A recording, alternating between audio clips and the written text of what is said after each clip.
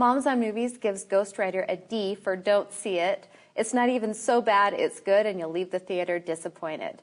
Also out in theaters, The Secret World of Arrietty, based on a series of novels by Mary Orton called The Borrowers.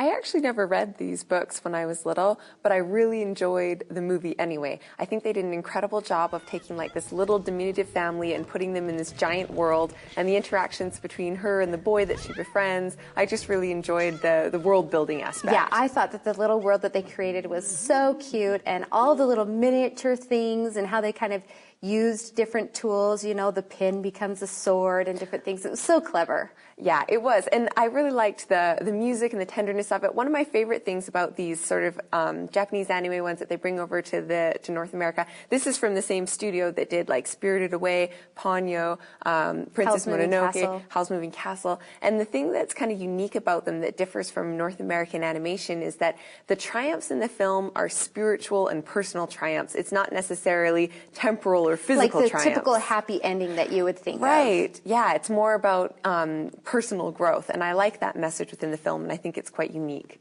I have to say that I thought this movie was exciting, and there was a lot of kids that were laughing and thought it was funny in the theater.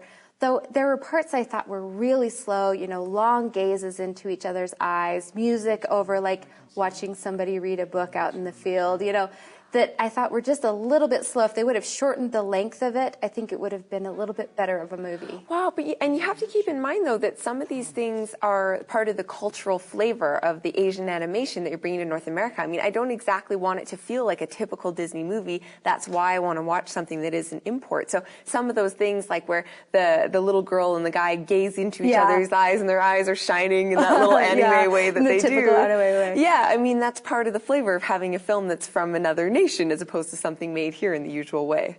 I just think that, you know, the other films that we've mentioned, Howl's Moving Castle, Spirited Away, that it didn't have that lag. And so I know that it's not necessarily just a cultural thing, though these are maybe skewed a little bit more towards children than those were.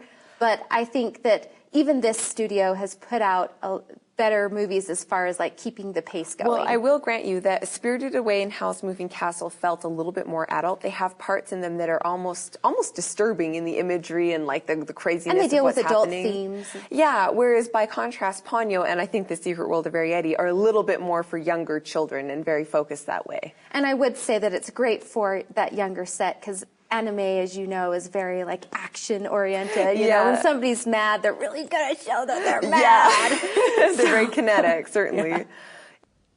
Moms on Movies recommends The Secret World of Arrietty for family night with kids as young as 5. We give it a B for its creative look at a small life in a big world, but it can drag and be a little slow.